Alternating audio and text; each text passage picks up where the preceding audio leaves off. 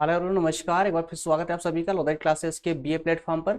BA third year की economy में विकास एवं पर्यावरण अर्थशास्त्र का सेशन हमारा फिर से कंटिन्यू हो रहा है, जिसमें आज हम बात करेंगे लेक्चर नंबर 13 में शुम्पीटर के आर्थिक विकास के सिद्धांत की। इससे पहले भी हमारा जो सेशन हुआ था उसमें हमने कार्ल मार्क्स के आर्थिक विकास के सिद्धांत पर चर्चा की थी।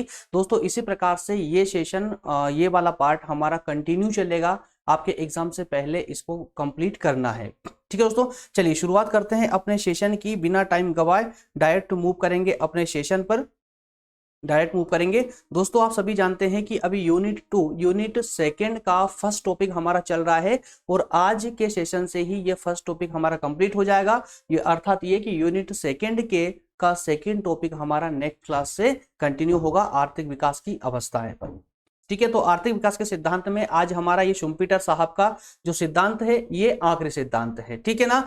चलिए तो इस सिद्धांत की जो हमें चर्चा करनी है किन किन बिंदुओं के माध्यम से करेंगे दोस्तों, किन किन बिंदुओं के माध्यम से। अगर ये कंप्लीट क्वेश्चन आता है दीर्घ प्रकृति में, अगर आपको ये क्वेश्चन आता है तो आपको आंसर राइटिंग बिल्कुल इसी प्रकार से करना है। यहीं से आपको स्टार्ट करना है कि आप अंदर क्या क्या लिखने वाले हैं।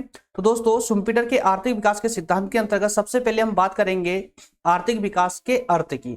तो सबसे पहले तो हम आर्थिक विकास को समझेंगे शुम्पीटर के शब्दों में, ठीक है ना, क्योंकि यहां पर हम कंप्लीट शुम्पीटर का ही आर्थिक विकास का ये मॉडल पढ़ रहे हैं। तो इस कारण से हमें जितनी भी यहाँ बातें करनी है सब शुम्पीटर के विचारों के आधार पर होगी, सिवाय आलोचना के।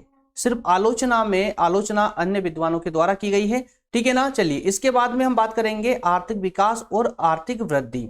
आर्थिक विकास क्या है और आर्थिक वृद्धि क्या है और दोनों के बीच में क्या डिफरेंस है ये समझेंगे। उसके बाद दोस्तों हम बात करेंगे इनोवेशन पर, नव प्रवर्तन पर, लास्ट में शाख का महत्व और विकास प्रक्रिया, ठीक है दोस्तों। तो इस प्रकार से 6 बिंदुओं के माध्यम से हमारा आज का सेशन होगा कंप्लीट। ओके चलिए शुरुआत करते हैं डायरेक्टली। आर्थिक विकास का अर्थ, आर्थिक विकास का अर्थ, मीनिंग ऑफ इकोनॉमिक डेवलपमेंट।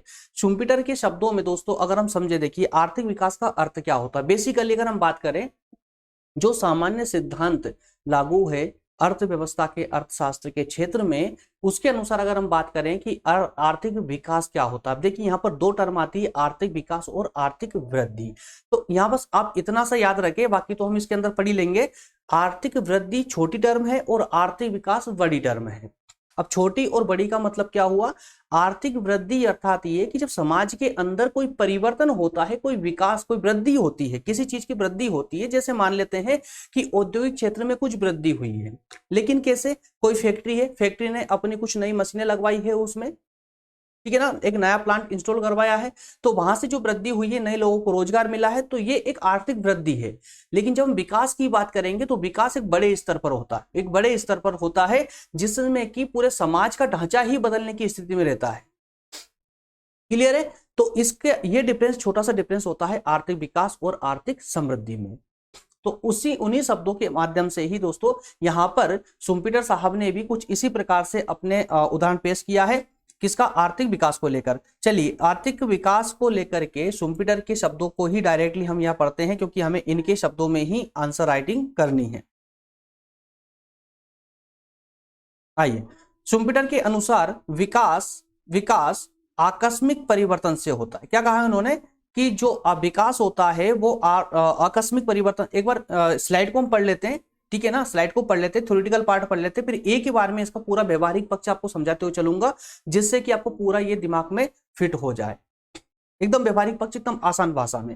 ठीक, एक बार पढ़ लीजिए। शुम्पीटर के अनुसार विकास जो है आकस्मिक परिवर्तन से होता है, जो पहले से मौजूद स्थिति को हमेशा के लिए बदल देता है। क्लियर है। इस तरह आर्थिक विकास का अर्थ आर्थिक जीवन में भीतर से परिवर्तन लाना है। ये बाहर से लादे नहीं जाते और औद्योगिक तथा वाणिज्यिक जीवन के क्षेत्र में नए अवसरों के रूप में ये प्रकट होते हैं। यहां तक का अर्थ ये समझिए कि शुम्पीटर ने आर्थिक विकास को इस प्रकार से परिभाषित किया है कि उन्होंने कहा है कि आर्थिक विकास जो होता है वो समाज में अचानक से होता है, अचानक होता है, कोई एक क्रमिक रूप से नहीं, बल्कि कोई नियम अनुसार नहीं, बल्कि अचानक से ये परिवर्तन आता है। और जब ये परिवर्तन आता है तो ये समाज का पूरा ढांचा ही बदल देता है। ठीक है, तो इतने बड़े स्तर पर होता है ये विकास। और दूसरी बात ये है कि आर्थिक विकास की ये स्थिति समाज के अंदर उत्पन्न होती है, कहां पर? समाज के अंदर उत्पन्न होती है, जो पूरी तरह से समाज को बदल के रख देती है। क्लियर है? विकास एक नियमित प्रक्रिया नहीं है। विकास एक नियमित प्रक्रिया नहीं है कि हर साल ये एक जो है विकास करेगी, हर साल नियम अनुसार स्टेप बाय स्टेप विकास करे, उन्नति करे, ऐसी वस्तु नहीं है, ऐसी प्रक्रिया नहीं है, बल्कि ये निवेश क्षेत्रों के अस्तित्व में आने से जो परिवर्तन होता है, विकास उसका परिणाम है। अर्थात ये कि जब किसी क्षेत्र में एक बड़ा निवेश होता है तो उस निवेश के कारण जो परिवर्तन आता है वही आर्थिक विकास हो सकता है, वही आर्थिक विकास हो सकता है। तो दीर्घकालीन विकास अल्पकालीन तेजी मंदी द्वारा होता है। क्या कहा उन्होंने दोस्तों? इस पर फोकस कीजिए आप। दीर्घकालीन विकास एक ऐसा विकास जो सालों चलने वाला है, जो सालों रोजगार देने वाला है, जो सालों एक उद्यमी को आय देने वाला है, सालों राष्ट्रीय इनकम बढ़ाने वाला है। वो जो लंबा एक विकास की प्रक्रिया है वो अल्पकालीन जो उतार चढ़ाव आते हैं उनके माध्यम से होती है। जैसे कि एक व्यवहारिक पक्ष में समझिए इसको कि कोई भी ऐसा कार्य, जैसे मान लेते हैं कि आज आप जो है हम मान लेते हैं कि आप बीए कर रहे हैं, बीए के लिए कर रहे हैं, आप यूपीएससी कंप्लीट करने के लिए कर रहे हैं, यूपीएससी क्रैक करने के लिए कर रहे हैं। अब आज आप बीए कर रहे हैं, फर्स्ट ईयर से लेकर के हम यूपीएससी तक का पूरे दौर को हम अगर जोड़ लें तो हम 3 साल बीए का मान लीजिए और एक नहीं चलो 2 साल हम यूपीएससी के लिए मान लेते हैं, टोटल कुल मिलाकर 5 साल हो जाते हैं आपके। तो 5 सालों में आपके पास कितना उतार चढ़ाव आया होगा? कब आप डिमोटिवेट हुए, कभी मोटिवेट हुए, कभी कुछ साधनों की कमी पड़ रही है, कभी बहुत ज्यादा एक्साइटेड हुए, बहुत प्रकार के समय आपको इन 5 सालों में देखने को मिलेगा। क्लियर है? तो अब जब ये देखने को मिलेगा, लेकिन अंतिम रूप से जो उसका परिणाम आएगा यूपीएससी क्रैक होने वाला, तो वो एक लंबा विकास हो गया आपके जीवन के लिए। तो एक लंबा विकास हुआ, एक अचीवमेंट जो आपको प्राप्त होगी, वो अचीवमेंट जो है वो एक लंबे समय के लिए रहेगी दोस्तों, जीवन पर्यंत रहने वाली है। तो कहने का यहां पर यही अर्थ किया गया है कि जो आर्थिक विकास है वो आर्थिक विकास उसी यूपीएससी के रिजल्ट के समान है। आर्थिक विकास एक लंबी प्रक्रिया है, एक लंबा रिजल्ट है आपका, है ना, जो आपकी स्थिति को बदल कर रख देगा। तो आर्थिक विकास उसी प्रकार से समाज की स्थिति को बदल कर रख देता है। लेकिन ये कैसे आता है? कैसे आता है? अल्पकालीन उतार चढ़ावों के माध्यम से आता है ना। तो बल्कि ये दोनों एक ही है। क्या है? प्रगति और उतार चढ़ाव। प्रगति और उतार चढ़ाव ये अलग अलग नहीं है, ये एक ही है। और ये उतार चढ़ाव ही तो बताते हैं कि इन ये उतार चढ़ाव एक प्रकार से स्टेप है, सीढ़ियां है, और इन उतार चढ़ावों पर चढ़ने के बाद ही प्रगति तक कोई पहुंच पाता है। क्लियर है? तो जब निवेश के नए नए क्षेत्रों का सूत्रपात होगा, जब निवेश के नए नए क्षेत्र होंगे, तब राष्ट्रीय उत्पादन में विस्फोट और उछाल की स्थिति पनपने लगेगी। यहां तक क्लियर हुआ? चलिए एक बार इसको फिर से शॉर्ट में व्यवहारिक रूप से समझिए, बिल्कुल दिमाग फिट कीजिए इसको कि आर्थिक विकास की जब बात की शुम्पेटर साहब ने, तो उन्होंने ये कहा है कि जो ये आर्थिक विकास है ये एक ऊंचे स्तर पर होता है, पूरे समाज के लिए होता है, पूरे राष्ट्र के लिए होता है। और जो ये आर्थिक विकास है ये समाज के अंदर पनपता है, और जब ये होता है तो ये पूरी व्यवस्था को पलट कर रख देता है, पूरे समाज के ढांचे को बदल कर रख देता है। बहुत बड़े स्तर पर ये विकास होता है। और ये विकास कहाँ से आता है? औद्योगिक क्षेत्रों में जो बड़ा निवेश होता है, उस निवेश के माध्यम से इस प्रकार का जो है बदलाव आता है या विकास आता है, विकास होता है। क्लियर है ना दोस्तों? और साथ में ये जो प्रक्रिया है, ये जो विकास की प्रक्रिया है, ये कोई नियमित नहीं है, ये अचानक होती है, ये शुम्पेटर साहब का कहना है।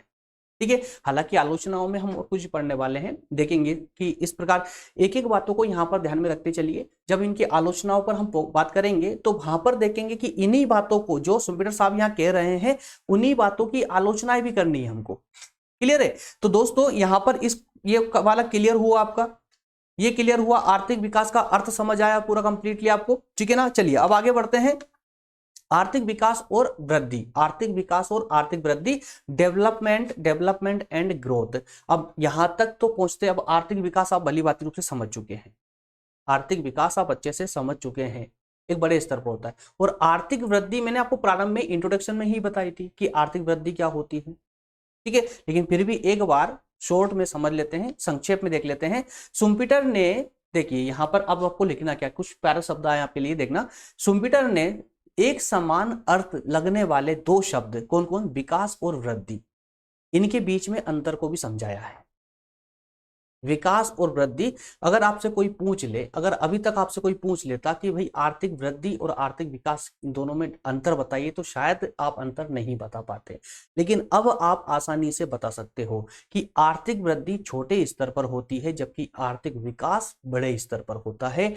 आर्थिक वृद्धि साधनों में बढ़ोतरी करके, साधनों में उत्पादन के जो साधन होते हैं उनकी बढ़ोतरी करके आर्थिक वृद्धि प्राप्त की जा सकती है। आर्थिक वृद्धि परंपरागत रूप से होती है, नियमित रूप से हो सकती है, लेकिन आर्थिक विकास नियमित रूप से हो, परंपरागत रूप से हो, यह कतई आवश्यक नहीं है। क्लियर है ना? तो इस प्रकार से समानार्थी शब्द दिखने वाले कौन कौन है? विकास और वृद्धि, इनके अंतर को स्पष्ट किया शुम्पीटर ने। शुम्पीटर के अनुसार आर्थिक वृद्धि पूर्व स्थिति में होने वाली वृद्धि के कारण होने वाला परिवर्तन है। क्या कहा इन्होंने? एक मिनट पेन लेते हैं। शुम्पीटर का कहना है कि जो आर्थिक वृद्धि, दोस्तों इस पर फोकस कीजिए, आपको पूरा कंसेप्ट क्लियर हो जाएगा। ये आर्थिक वृद्धि पूर्व स्थिति में, मतलब इससे पहले की स्थिति में होने वाली वृद्धि के कारण, इससे पहले की जो स्थिति थी उसमें जो वृद्धि हुई, उस वृद्धि के कारण जो परिवर्तन आया, उसी का परिणाम है ये आर्थिक वृद्धि। या ऐसा कह सकते हैं कि आर्थिक वृद्धि क्या है कि इससे पहले जो स्थिति थी उसमें जो कुछ वृद्धि हुई, उस वृद्धि से जो परिवर्तन आया, वो परिवर्तन ही आर्थिक वृद्धि है। ऐसा मान लेते हैं कि अभी मैं आपको अकेले पढ़ा रहा हूं, अब ये एक स्टूडियो है, ऐसा ही सेम स्टूडियो साइड में बनवा दिया जाए। क्लियर है? वहां पर भी जिस प्रकार का सेटअप है, पूरा सेटअप लगवा दिया जाए। इससे क्या किया हमने? इसमें साधनों को ऐड कर दिया, एक्स्ट्रा जो उत्पादन के साधन है। अब इससे उत्पादन क्या हो रहा है? ये लेक्चर उत्पादित हो रहा है, ठीक है। तो ये उत्पादन के जो साधन हैं, जैसे कि लैपटॉप वगैरह, कैमरा, लाइट वगैरह, ये सब, तो ये एक अलग से और इंस्टॉल करवा दी गई आपके लिए। तो वहां पर भी एक नया लेक्चर चालू हो गया, ठीक। तो अब इसका मतलब क्या हुआ कि साधनों में क्या हुई? वृद्धि हुई। जब साधनों में वृद्धि होगी तो क्या आएगा? आर्थिक वृद्धि आएगी, विकास नहीं आएगा, आर्थिक वृद्धि आएगी। क्लियर है? तो साधनों में वृद्धि के कारण जो आपकी क्लासेस में परिवर्तन आया है, वो परिवर्तन ही आर्थिक वृद्धि कहलाता है। क्लियर है ना? चलिए, तो इसमें विकास जो है परंपरागत व नियमित पद्धति के अनुसार होता है। किसमें? आर्थिक वृद्धि में, ठीक है ना। आर्थिक वृद्धि में जो विकास होता है, आर्थिक वृद्धि में ये वाला विकास नहीं है, इस विकास को मत जोड़ लीजिएगा, ठीक है। अरे भाई, आर्थिक वृद्धि से जो विकास हुआ है उसकी बात यहाँ पे हो रही है ना। तो ये आर्थिक वृद्धि से जो विकास होता है, ये परंपरागत रूप से होता है, नियमित पद्धति के अनुसार होता है। जबकि अगर हम आर्थिक विकास की बात करें, तो ये सृजनात्मक शक्तियां, ऐसी शक्तियां जो बाजार में आकर बड़ा इन्वेस्टमेंट डाल करके एकदम से बूम कर देती है और एकदम से पूरा सिनारियो चेंज कर देती है। आपका समाज और मार्केट का जो पूरा एक स्ट्रक्चर होता है, उसको ढांचे को ही पूरा बदल देती है। आर्थिक विकास संबंधी परिवर्तन परंपरागत तरीके से हो, ये कतई जरूरी नहीं है। संक्षेप में उत्पादन के साधनों के परिवर्तनों का प्रभाव केवल वृद्धि हो सकता है। क्या कहा गया यहाँ पर? उत्पादन के जो साधन, अभी जो मैंने आपको एग्जांपल समझाया था स्टूडियो वाला, देखिए वो यहाँ पर देखने को मिल गया आपको कि उत्पादन के साधनों के परिवर्तन का जो प्रभाव आएगा, उत्पादन के साधनों में परिवर्तन किया आपने, उनको बढ़ा दिया, उसके कारण जो प्रभाव देखने को मिला है वही वृद्धि है आपकी, वही वृद्धि है। जबकि समाज में अगर परिवर्तन देखने को मिला है, पूरी समाज में परिवर्तन देखने को मिला है, तो वो क्या हो जाएगा? आर्थिक विकास हो जाएगा, वो आर्थिक विकास हो जाएगा। संक्षेप में क्लियर है? स्थिर अर्थव्यवस्था के भीतर उत्पादन में जो क्रमिक वृद्धि होती है वह आर्थिक वृद्धि है। किसमें? स्थिर एक अर्थव्यवस्था, मतलब एक समाज की आर्थिक स्थिति से एज इट इज चल रही है, उसमें थोड़ा सा परिवर्तन हुआ तो वो क्या है दोस्तों? आर्थिक वृद्धि है, ना कि आर्थिक विकास। लेकिन साम्य की दशा को खंडित करने वाले क्रांतिकारी और आकस्मिक परिवर्तन, किसको? साम्य की दशा मतलब ये कि जो पूरी स्थिति को ही पलट के रख दे, पूरा परिवर्तन कर दे, ऐसे क्रांतिकारी जो परिवर्तन होते हैं वो दोस्तों यहां पर आर्थिक विकास कहला सकते हैं। मेरे ख्याल से विकास और वृद्धि ये दोनों कंसेप्ट अब आपको पूरी तरह से क्लियर हो चुके होंगे, 100% क्लियर हो चुके होंगे, है ना। अब अगर आपसे कोई पूछ ले कि भाई आर्थिक वृद्धि और आर्थिक विकास में अंतर बता दीजिए, क्या अंतर है, या फिर एक काम कीजिएगा, ये लेक्चर लेने के बाद में आप किसी से भी पूछिएगा आर्थिक वृद्धि और आर्थिक विकास में अंतर बताइए क्या है। अगर अंतर वो बता पाए तो बहुत अच्छी बात है, बट 90% लोग नहीं बता पाए। एक बार आप आपके क्लासमेट्स से या किसी से भी पूछ के एक बार जरूर देखिएगा आर्थिक वृद्धि और आर्थिक विकास। अब इसका अर्थ आप सटीक रूप से समझ चुके हैं, सटीक क्या है ना, और आप गहराई से एक व्यवहारिक रूप से भी आप इसका अर्थ समझ चुके हैं, है ना। अब अगर आप कहीं पुस्तक में पढ़ेंगे भी ना तो अब आपको कोई डाउट फील नहीं होने वाला है, कोई डाउट नहीं आएगा, एकदम सटीक रूप से आपको ये भी समझ आएगा। क्लियर है। चलिए आगे बढ़ते हैं, आगे बढ़ते दोस्तों। पॉइंट नंबर 3 है हमारा नव प्रवर्तन। नव प्रवर्तन एक अजीब सा शब्द लग रहा होगा, लेकिन इंग्लिश में आप थोड़ा सा इंग्लिश वर्ड भी मैंने आप इसमें इंक्लूड किया है, इनोवेशन, जिससे कि आपके लिए थोड़ा सा और आसान हो जाए। इनोवेशन आपने कई बार सुना होगा, नव प्रवर्तन आपने नहीं सुना होगा, शायद नहीं सुना होगा, है ना। लेकिन इनोवेशन सुनते ही दिमाग में हाँ कुछ आता है कि अच्छा कुछ नया आइडिया, कुछ न्यू समथिंग, है ना। तो इनोवेशन, इनोवेशन, इनोवेशन क्या होता है। इनोवेशन देखिए सुम्पिटर के मत के अनुसार पूंजीवादी अर्थव्यवस्था में जो आर्थिक विकास, देखिए ये पूरा स्टेप बाय स्टेप चल रहा है दोस्तों। पहले आर्थिक विकास, अब आर्थिक विकास के साथ में आर्थिक वृद्धि भी जुड़ गई, अब हम इनोवेशन की बात कर रहे हैं। अब जो ये आर्थिक विकास ही हमारा पूरा मॉडल है, पूरा आधार है, इस आर्थिक विकास की ही हम पूरी बात करेंगे। अब ये आर्थिक विकास कहां से रहा है, तो सुम्पिटर ही बता रहे, अलग अलग सोर्सेस बता रहे हैं। अब वो बोल रहे हैं कि इनोवेशन, भाई इनोवेशन होगा तो आर्थिक विकास आएगा। और उनका कहना ये है कि जो पूंजीवादी व्यवस्थाएं हैं, क्योंकि उन्होंने जब ये परिभाषित इसको ये सिद्धांत दिया था उस समय ब्रिटेन में पूंजीवादी अर्थव्यवस्था ही थी, ठीक है ना। तो मैक्सिमम राष्ट्रों में पूंजीवादी अर्थव्यवस्था ही थी। तो पूंजीवादी अर्थव्यवस्था के तहत ही वो बोलते हैं कि पूंजीवादी अर्थव्यवस्था में जो है कुछ इनोवेट करने के लिए बहुत सारे अवसर होते हैं, नवप्रवर्तन करने के लिए बहुत सारे अवसर होते हैं, जिसका मुख्य कारण नवप्रवर्तन। देखिए क्या कहा उन्होंने, सुम्पिटर के मत के अनुसार पूंजीवादी अर्थव्यवस्था में जो आर्थिक विकास होता है, जो आर्थिक विकास होता है उसका कारण किसको बताया इन्होंने, नवप्रवर्तन को, है ना।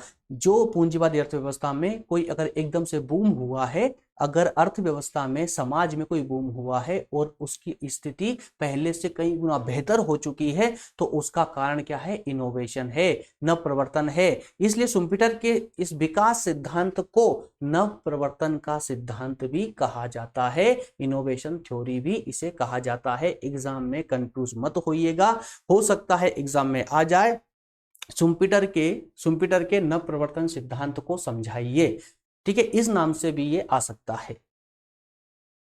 क्लियर दोस्तों।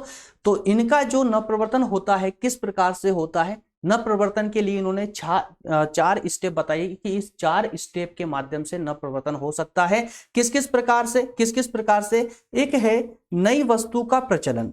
अगर समाज में, अगर बाजार में या समाज में कोई नई वस्तु का प्रचलन होता है, कोई नई वस्तु आ जाती है और वो नई वस्तु धूम मचा दे, तो एक नया संचार होता है, या कहें कि समाज में दोस्तों नए बदलाव देखने को मिलेंगे, और ये बदलाव ही दोस्तों नव प्रवर्तन के कारण होते हैं, और ये इन बदलावों से ही आर्थिक विकास संभावित होता है, ठीक है। नेक्स्ट है उत्पादन की नई विधि का प्रचलन। जी हाँ, ये भी एक बहुत बड़ा कारण है आर्थिक विकास लाने का, समाज में आर्थिक विकास लाने का। कैसे बहुत बड़ा कारण है, क्योंकि दोस्तों एक मिनट, और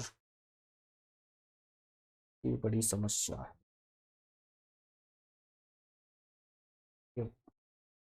दोस्तों कैमरा हैंग मार रहा है, वापस से इसको बंद कर देते हैं और अपने लेक्चर कंटिन्यू करेंगे। काफी टाइम हो चुका है, 19-20 मिनट हो चुके हैं। अब चलिए कोई बात नहीं, चलेगा। उत्पादन की नई विधि का प्रचलन। अब देखिए दोस्तों, उत्पादन की नई विधि का प्रचलन की बात कर रहा है कि अगर किसी राज्य में, किसी देश में उत्पादन उसकी परंपरागत विधि से हो रहा है, तो संभवतः उत्पादन कम होगा और उसकी क्वालिटी उतनी बेहतर नहीं होगी, उसकी गुणवत्ता उतनी बेहतर नहीं होगी। लेकिन अगर टेक्नोलॉजी का सहारा लेकर के, उस टेक्नोलॉजी का अगर हम सहारा ले लें और एक नई विधि लेकर आ जाए, नई टेक्नोलॉजी लेकर आ जाए उत्पादन के क्षेत्र में, जिससे उत्पादन कई गुना बढ़ा दिया जाए हो, श्रम और पूंजी अर्थात की इन्वेस्टमेंट कम कर दिया जाए, तो ऐसी स्थिति में भी समाज में बदलाव आएगा जो आर्थिक विकास को इंगित करता है।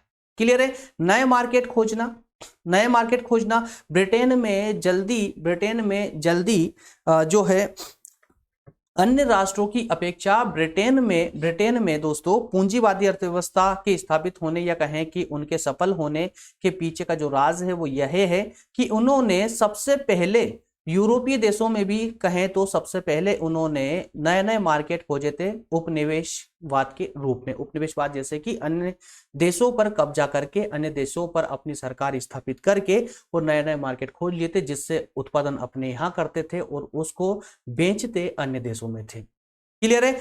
कच्चे माल, नेक्स्ट है कच्चे माल अथवा अर्धनिर्मित वस्तुओं के नए पूर्ति स्रोत खोजना, अर्थात ये कि अपने यहाँ पर बने हुए माल के लिए वही नए बाजार खोजना या उनके लिए पूर्ति, जैसे कि अगर कोई फैक्ट्री है, आपको कच्चा माल चाहिए तो कच्चे माल की पूर्ति कहाँ से होगी उसकी व्यवस्था कर लेना। तो इस प्रकार से 4 बिंदु बताए हैं। इन 4 बिंदुओं के माध्यम से जो है दोस्तों नव प्रवर्तन आता है और नव प्रवर्तन ही जो है आर्थिक विकास का सिद्धांत कहलाता है या कहें कि आर्थिक विकास का प्रमुख कारण होता है। क्लियर है? नेक्स्ट है साख का महत्व। शुम्पीटर के विकास मॉडल में साख पूंजी तथा बचत के महत्व को प्रतिपादित किया गया है।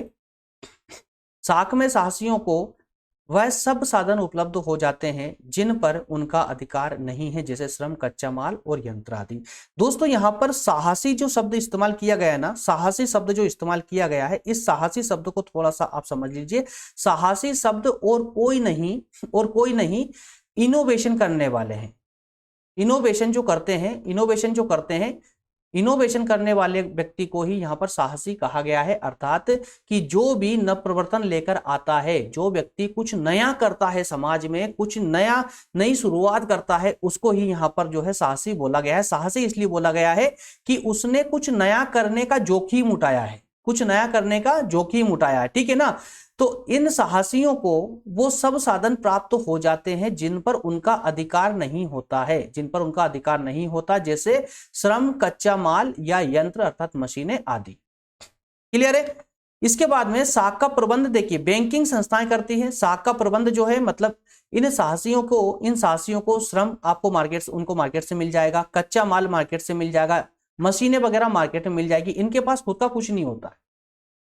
क्लियर है? इन्वेस्टमेंट करके कर भी सकते हैं, परंतु ये अधिकतम दूसरे पर ही जो है निर्भर होते हैं, ये अन्य पर निर्भर होते हैं। इस प्रकार से ये जो है अब साख का प्रबंध कहां से करेंगे? ये सब तो इनको मार्केट से मिल गया, लेकिन अब पैसा भी तो चाहिए ना। कोई बिजनेस इंस्टॉल करने के लिए, कुछ नया नवप्रवर्तन करने के लिए पैसा भी चाहिए, तो पैसे की पूर्ति इनकी बैंकें करती है, बैंकिंग संस्थाएं करती है। इस तरह साहसी को नवप्रवर्तन के लिए वित्त चालू बचतों से नहीं बल्कि बैंक साख के रूप में प्राप्त होता है। मतलब ये चालू बचतों का मतलब ये हुआ कि जो ये साहसी होते हैं, ये अपने जो इन्वेस्टमेंट से जो बेनिफिट, जो प्रॉफिट हो रहा है, उस प्रॉफिट को वापस लगाने की अपेक्षा ये बैंकों से ऋण लेना ज्यादा पसंद करते हैं। बैंक से ऋण लेकर के कुछ इनोवेशन करते हैं और उसके बाद में जो उस इनोवेशन से की सफलता से जो प्राप्त होता है, उसके माध्यम से ये वापस बैंक का ऋण चुका देते हैं। क्लियर है? तो शुम्पीटर ने चालू आय में से बचत की अपेक्षा, देखिए चालू आय मतलब जहां से वो आय कमा रहा है उससे बचत करने की जगह जो है बैंक से ऋण लेने पर अधिक जोर दिया है। साहसी इन बैंक ऋणों को नवप्रवर्तन की सफलता से अर्जित आय में से शोधन करने में सफल होते हैं। क्लियर है? शोधन आय में से मतलब कि जो कमा रहे हैं उसमें से बैंक को वापस ऋण चुकाने में सफल होते हैं, इसलिए यहां पर शोधन के शब्द का इस्तेमाल किया गया वहां पर। क्लियर है? चलिए अब इसके बाद में दोस्तों इसमें है विकास की प्रक्रिया। शुम्पीटर ने आर्थिक विकास की एक प्रक्रिया, एक प्रोसेस बताई है। वो प्रोसेस क्या है जरा उसको देख लीजिए। 3 स्टेप में वो प्रोसेस आपको देखने को मिलेगी और ये प्रोसेस कर लिया आपने तो शुम्पीटर के सिद्धांत कंप्लीट हो जाएगा, आपका पूरा कंप्लीट हो जाएगा। विकास प्रक्रिया डेवलपमेंट प्रोसेस। शुम्पीटर के अनुसार विकास एक नियमित व समरूप प्रक्रिया नहीं है, बल्कि शब्दों पर ध्यान दीजिएगा आप लोग, शब्दों पर ध्यान दीजिए आप। शुम्पीटर के अनुसार जो विकास की प्रक्रिया है ये जो कहें कि ये जो विकास है ये कोई नियमित या समरूप प्रक्रिया नहीं है। नियमित मतलब जो नियम अनुसार होती हो या एक समान होती हो, समरूप अर्थात एक समान होने वाली, है ना। तो विकास की ये प्रक्रिया नियमित या समरूप तरीके से होने वाली प्रक्रिया नहीं है, बल्कि नवीन विनियोग क्षेत्रों के शोषण, नए क्षेत्रों में पैसा लगाकर नए क्षेत्रों में इन्वेस्टमेंट करके और वहां से शोषण किया हुआ अनियमित और आकस्मिक परिवर्तन होता है। ये आकस्मिक परिवर्तन की प्रक्रिया होती है, आकस्मिक परिवर्तन की प्रक्रिया होती है, जिसे उन्होंने विकास लहर कहा है। क्या कहा है दोस्तों? विकास लहर कहा है। तो जब ये इनोवेशन करते हैं, जब ये इन्वेस्टमेंट करते हैं किसी नए बाजार में, तो वहां पर जो एक लहर आती है वो विकास की लहर इन्होंने इसको कहा है। और इस विकास की लहरों को इन्होंने दोस्तों 3 भागों में बांटा है, प्राथमिक, द्वितीय और तृतीय रूप से, ठीक है ना। तो प्राथमिक, द्वितीय और तृतीय तीनों लहरों को 1 बाय 1 करके समझ लेते हैं, जिससे आपकी ये कंफ्यूजन कंप्लीट हो और साथ ही साथ में आपका सेशन भी कंप्लीट हो जाए। ये लास्ट ही स्लाइड चल रही है दोस्तों, लास्ट पॉइंट है, उसके बाद में सिर्फ आलोचना है जो 5-6 पॉइंट में हम उसको कंप्लीट कर लेंगे। चलिए, विकास की प्राथमिक लहर, इसमें शुम्पीटर साहब का कहना है कि पूंजीवाद समाज में हमेशा उत्पादन के साधनों के उपयोग के नए अवसरों की संभावना रहती है। किसमें? पूंजीवादी समाज में, पूंजीवादी राज्यों में हमेशा उत्पादन के साधनों के उपयोग के नए अवसरों की संभावना रहती है। ऐसे में यदि कुछ साहसी, देखिए क्या कहने का अर्थ है कि जो पूंजीवादी राज्य है वहां पर लगभग सभी साधन उपलब्ध होते हैं। अब ऐसे में अगर कोई व्यक्ति वहां पर इनोवेशन करना चाहे तो उसको काफी सारी, या कहें कि सभी साधन उसे मार्केट से आसानी से प्राप्त हो जाते हैं।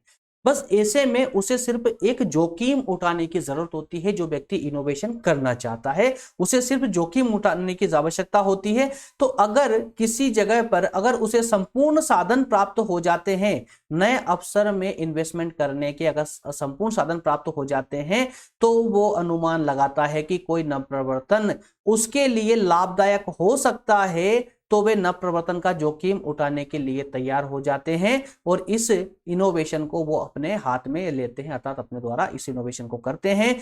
और साथ में ही बैंकों में साख की व्यवस्था करके नए उपक्रम स्थापित करते हैं। अब देखिए यहां पर साख की व्यवस्था कहां से कर रहे हैं? पैसों की व्यवस्था कहां से कर रही है? बैंकों से कर रहे हैं, जिसके परिणाम स्वरूप अर्थव्यवस्था में विकास और विस्तार की सामान्य प्रवृत्ति और वातावरण विकसित होने लगता है। भाई, जब एक बड़ा इन्वेस्टमेंट होने जा रहा है मार्केट में, बाजार में या आपकी अर्थव्यवस्था में, तो और जो इनोवेट करने वाला व्यक्ति है वो बैंक से एक बड़ी राशि लेकर के राज्य में अगर इन्वेस्टमेंट करेगा तो वो पैसा तो राज्य में आएगा ना, जनता के बीच में भी आएगा वो पैसा, ठीक है। तो इससे क्या होगा? अर्थव्यवस्था में एकदम से बूम आएगा। क्लियर है? तो अर्थव्यवस्था एकदम से ऊपर बढ़ने लगेगी, उसका वातावरण ही एकदम तरीके से जो है उसका विकसित हो जाएगा। तो ये थी इनकी प्राथमिक लहर में सिंपल समझिए कि एक व्यक्ति या कहें कि एक साहसी जो है अपने क्षमता के आधार पर या क्षमता के अनुसार जोखिम उठाने के लिए तैयार रहता है। एक ऐसे राज्य में जहां उत्पादन के सभी साधन उसे आसानी से प्राप्त हो जाए। ऐसी अवस्था में वह पूंजी की व्यवस्था बैंकों से साख के रूप में करता है और इसके परिणाम स्वरूप अर्थव्यवस्था में विकास और विस्तार की लहर उत्पन्न हो जाती है। अर्थात ये कि अर्थव्यवस्था का क्षेत्र अब पहले से काफी ऊंचा हो जाता है। क्लियर है? अगली लहर की बात करें तो द्वितीय लहर जो होती है दोस्तों, इसमें जो प्राथमिक लहर के कारण जो बैंकों से पैसा निकल करके मार्केट में आया है, उसके कारण जो स्थिति अब बनी है, अर्थात अर्थव्यवस्था जो अब ऊपर उठी है समाज में अतिरिक्त उपभोग से। अब देखिए क्या होता है कि बैंकों से एक बड़ी राशि निकल गए और समाज में गई, ठीक है ना। अब समाज में जाने से क्या होगा? वहां पर नए लोगों को रोजगार मिलेगा, आर्थिक स्थिति में कुछ बदलाव आएगा, क्लियर है? आर्थिक स्थिति में बदलाव आएगा, तो उस आर्थिक स्थिति में बदलाव के कारण अतिरिक्त एक्स्ट्रा कंजम्पशन, अतिरिक्त उपभोग की प्रवृत्ति पनपेगी। जिसके पास साइकिल है वो बाइक लेगा, जिसके पास बाइक है वो कार लेगा, मतलब ये कुल मिलाकर जब किसी व्यक्ति की आय बढ़ती है तो वो जो है सीमांत उपभोक्ता से ऊपर उठ करके उपभोग करना प्रारंभ कर देता है। मतलब वह पहले जो व्यय कर रहा था, जो खर्च कर रहा था, उस खर्च को अब और वो बढ़ा देगा क्योंकि उसकी आय बढ़ चुकी है। ठीक है, तो समाज में इसके प्राथमिक लहर के कारण समाज में अतिरिक्त उपभोग बढ़ा है। अब अतिरिक्त उपभोग बढ़ने से क्या होगा दोस्तों, जो पुरानी फर्में मंदी पड़ी हुई थी, चल नहीं रही थी, अब उनमें भी विस्तार होने लगेगा, वो भी धीरे धीरे रेंगने लगेगी। इससे नए ऋणों में भी वृद्धि होगी। अब पुरानी फर्में भी बैंकों के पास जाएगी, बोलेगी साहब जब आप उनको लोन दे सकते हो तो हमको भी दे दो, जिससे कि हम वापस से एक बार फिर खड़े हो जाएं और फिर से मार्केट में धूम मचा दे, है ना। तो इससे दोस्तों क्या होता है कि बैंक नव प्रवर्तन के लिए ऋण तो देती ही है, साथ ही साथ में जो पुरानी फर्में थी उनको भी ऋण देना चालू कर देती है। इस लहर का क्षेत्र बहुत व्यापक होता है, ये दूसरी लहर का क्षेत्र काफी व्यापक होता है। क्यों होता है, क्योंकि पहली लहर में तो बैंकें ऋण दे रही थी सिर्फ एक उद्यमी को, एक साहसी को, लेकिन अब ये दूसरी लहर में अब बैंकों ने अपने दरवाजे सभी फर्मों के लिए खोल दिया है, जिन्होंने इनोवेशन किया उनके लिए भी, और जो पुरानी फर्में थी, इकाइयां थी, उनके लिए भी। अब इससे क्या होगा, पूरे बाजार की स्थिति एकदम से अब बदलने की स्थिति में आ जाएगी। इसमें अनुत्पादक ऋणों को प्रोत्साहन मिल जाता है। जो पहले के ऋण डूबे हुए पड़े थे अब उनको भी प्रोत्साहन मिलेगा, अब उनकी रिकवरी भी पॉसिबल हो पाएगी। तो इससे बैंक को भी फायदा है, समाज को भी फायदा है, साहसी को भी फायदा है ना। अब आती है तीसरी लहर, और तीसरी लहर बड़ी मजेदार है दोस्तों। तीसरी लहर ऐसी है कि अब जब ये तीसरी लहर आती है तो अब तक क्या होता है कि जितनी वस्तुएं नई थी ना मार्केट में, अब वो सब पुरानी हो चुकी होती, लोगों को उसकी आदत हो गई होती है। ठीक है, अब उनकी आदत होने से क्या होता है कि मार्केट में उनकी बहुत सारी कॉपी आने लग जाती है कई प्रकार की, और उसकी कॉम्पिटिटर कंपनियां खड़ी हो जाती है, तो मार्केट नई वस्तुओं से भर जाता है। तो ऐसे में कंज्यूमर जो होता है ना, वो भी ऊब जाता है उन वस्तुओं से कि यार कहां नहीं है, ये तो पुरानी हो चुकी है। तो जहां कंज्यूमर के मस्तिष्क में ये बात आई कि ये वस्तुएं तो पुरानी हो चुकी है, वहीं से ही इस नव प्रवर्तन कहें कि उत्पादन की विनाश की प्रक्रिया प्रारंभ हो जाती है। नई फर्में अब फिर से मार्केट में आना प्रारंभ करती हैं, या कहें कि जो पुरानी फर्में थी, जो नई फर्में, जो कमजोर फर्में थी, अब वो उन्हें क्या करती है कि बाजार में जो बड़ी फर्में होती है उनके कंपटीशन का सामना नहीं कर पाती है, जिसके कारण से उन्हें बाजार से बाहर होना पड़ता है। और अगर कोई बाहर नहीं होना चाहते तो ऐसी इकाइयों को अपने स्थायित्व को बनाए रखने के लिए, अपने अस्तित्व को बनाए रखने के लिए, बाजार में खुद को बनाए रखने के लिए जो उनकी प्रतिष्ठा घटती जा रही है, उनके घटते हुए महत्व को, उनके घटते हुए स्थान को वो स्वीकार कर लेती है। अर्थात ये पहले ज्यादा कमा रही थी, उनकी पहले गुडविल अच्छी थी, तो उस गुडविल अब कम हो जाएगी, तो कम गुडविल में भी उनको रहना पड़ेगा। पहले उनका प्रॉफिट ज्यादा था, अब कम प्रॉफिट में उन्हें गुजारा करना पड़ेगा। ठीक है ना। तो इससे क्या साबित होता है कि इसमें समायोजन की प्रक्रिया प्रारंभ हो जाती है, समायोजन की, कि भाई जो मिल रहा है, जैसा मिल रहा है ना, ठीक है यार, कम से कम मार्केट में बने हुए तो है, ज्यादा नहीं कमा पा रहे हैं चलेगा, लेकिन मार्केट में है, यह पर्याप्त है। ओके, चलिए, तो इसी के साथ में दोस्तों ये तीनों लहर भी आपकी हो जाती है कंप्लीट, तीनों लहर आपकी कंप्लीट हो जाती है। पीडीएफ में आपको डिस्क्रिप्शन में प्रोवाइड कर दूंगा, वहां से डाउनलोड करके आप इसे एक बार और रीड आउट करेंगे, उसके बाद आपको ये टॉपिक पूरी तरह से कंप्लीट हो जाएगा, कोई डिफिकल्टीज नहीं आएगी दोस्तों। क्या होता है, इकोनॉमी हमें थोड़ी सी टफ इसलिए लगती है कि हम इसको बहुत कम समय देते हैं, बहुत कम पढ़ते हैं, है ना। थोड़ा समय देंगे तो 100% ये भी अच्छी लगने लगेगी आप लोगों को, अन्य सब्जेक्टों की तरह, पॉलिटिकल साइंस, सोशोलॉजी, इनकी तरह ये भी अच्छी लगने लगेगी। ठीक है ना। तो थोड़ा सा समय इसको भी दे, इकोनॉमी को भी दे, थोड़ा समय देंगे तो ये एकदम इजी हो जाएगी। कुछ इसकी टर्मिनोलॉजी होती है जो आपको थोड़ा परेशान करती है। चलिए दोस्तों, अब तक हमने बात की है शुम्पीटर के आर्थिक विकास के सिद्धांत की, और अब हम बात करेंगे इनकी आलोचनाओं की। दोस्तों जो आलोचना है, अब ये तो आप अच्छे समझते हैं कि जो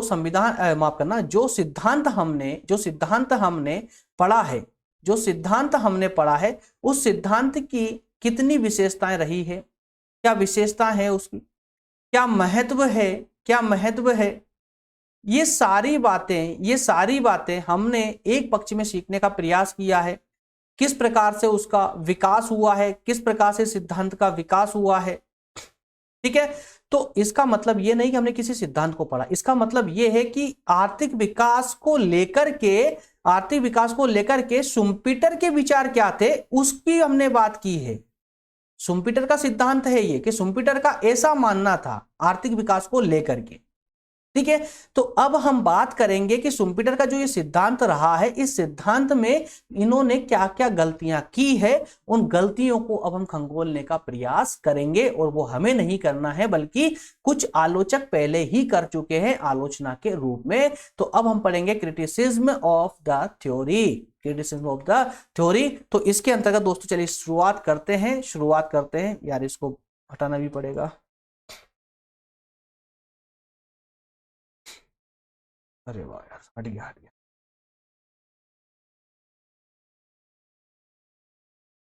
वेरी गुड, रिजल्ट भी अच्छा है। ओके दोस्तों, तो सिद्धांत की आलोचनाओं के अंतर्गत ज्यादा नहीं है, बस 5 मिनट और सेशन चलेगा। आर्थिक प्रगति समस्त समाज के सामूहिक प्रयत्नों से होती है। क्या कहा गया है? आर्थिक प्रगति समस्त, देखिए यहां पर आलोचनाओं की बात की गई है ना, तो आलोचनाओं में आलोचकों ने शुम्पीटर के सिद्धांत की आलोचना इस प्रकार से की। उन्होंने कहा है कि जो प्रगति होती है ना, आर्थिक जो प्रगति होती है समाज में, ये संपूर्ण समाज के प्रयत्नों से होती है, संपूर्ण समाज के प्रयत्नों से होती है, ना कि किसी एक व्यक्ति से। शुम्पीटर ने कहा है कि नव प्रवर्तन कोई एक साहसी लेकर आता है और उसके कारण ही पूरे समाज में परिवर्तन हो जाता है, तो ये सही नहीं है। शुम्पीटर के सिद्धांत के अनुसार नव प्रवर्तन ही प्रमुख आर्थिक विकास एवं व्यापार चक्र के कारण होते हैं। ये बात पूर्णतः सत्य नहीं है। तो यहां पर आपको यही पॉइंट याद रखना है कि समाज में जो आर्थिक प्रगति होती है वो समाज के सामूहिक प्रयत्नों से होती है, ना कि किसी एक व्यक्ति के प्रयत्न से। इस कारण से यहां पर इनकी आलोचना की गई है। अगला है, शुम्पीटर के अनुसार नव प्रवर्तनों से उत्पन्न आर्थिक विकास चक्रीय प्रक्रिया के रूप में होता है, जो कि उचित नहीं। क्या कहा गया है कि जो नव प्रवर्तन होता है, नव प्रवर्तन से जो उत्पन्न आर्थिक विकास, नव प्रवर्तन से जो आर्थिक विकास उत्पादित हुआ है वो चक्रीय प्रक्रिया के कारण होता है। चक्रीय प्रक्रिया पाई जाती है इकोनॉमी में, उसके कारण होता है, जबकि ये उचित नहीं है। अगला, नव प्रवर्तन को ही व्यापार चक्र का कारण मानना उचित नहीं है। व्यापार चक्र का कारण नव प्रवर्तन को मानना उचित नहीं है। चक्रीय उच्चावचन मनोवैज्ञानिक, प्राकृतिक और वित्तीय आदि कारणों से भी होते हैं। चक्रीय उच्चावचन कैसे? मनोवैज्ञानिक, प्राकृतिक और वित्तीय कारणों से भी होते हैं। चक्रीय उच्चावचन मतलब ये कि समय के दौर में ऊंच और नीच अर्थात उतार और चढ़ाव का आना ही उच्चावचन कहलाता है। ठीक है, शुम्पीटर नेक्स्ट है। शुम्पीटर ने वित्तीय व्यवस्था के लिए बैंक ऋणों को महत्व दिया है। शुम्पीटर ने इनोवेशन करने के लिए पैसों का इंतजाम कहां से करवाया है? बैंक ऋणों से, बैंक से लोन लेकर, बैंक के कर्ज के रूप में। जबकि आलोचकों का कहना है कि भाई पैसा तो आप ऋण पत्रों से भी ले सकते थे, शेयर बाजार या शेयर बेचकर भी ले सकते थे पैसे, यहां से भी पूंजी की आवश्यकता कंप्लीट होती है और बहुत सारी कंपनियां इसी प्रकार का कदम उठाती है। आर्थिक विकास के नव प्रवर्तन को ही प्राथमिक रूप से जिम्मेदार नहीं माना जा सकता, सिर्फ नव प्रवर्तन को ही जिम्मेदार नहीं माना जा सकता, ये एक कड़ी हो सकती है आर्थिक विकास की। नव प्रवर्तन आर्थिक विकास की एक कड़ी हो सकती है, लेकिन एकमात्र कारण नहीं हो सकता, यह एक प्रमुख कारण नहीं हो सकता। शुम्पीटर का यह तर्क है कि उद्यमी धीरे धीरे महत्वहीन हो जाता है। लास्ट में उन्होंने कहा है कि जो उद्यमी होता है, जो नव प्रवर्तक होता है, या कहें कि जो साहसी होता है वो धीरे धीरे क्या होने लगता है दोस्तों? ये पतन की ओर जाने लगता है। साहसी जो है धीरे धीरे महत्वहीन होने लगता है, उसका लाभ शून्य हो जाता है। तो ये गलत है, ये सही नहीं है। वर्तमान में इसका उदाहरण है, बहुत सारे बड़े बड़े उद्योगपति हैं जो सालों से चले आ रहे हैं, उद्योग घराने हैं जो सालों से चले आ रहे हैं, उनका पतन आज तक नहीं हुआ। तो इस प्रकार से दोस्तों हमने शुम्पीटर के आर्थिक विकास के सिद्धांत पर कंप्लीट डिस्कशन किया है। इसमें कोई डाउट हो तो मुझे बताइएगा, वैसे तो डाउट होगा नहीं। नेक्स्ट सेशन में हम चर्चा करेंगे आर्थिक विकास की अवस्थाओं की। जैसा कि हमने प्रारंभ में बात की थी, दूसरी यूनिट में सेकेंड यूनिट की सेकेंड टॉपिक पर हम डिस्कस करेंगे आर्थिक विकास की अवस्था है। क्लियर दोस्तों? चलिए मिलेंगे नेक्स्ट सेशन में। थैंक यू, धन्यवाद।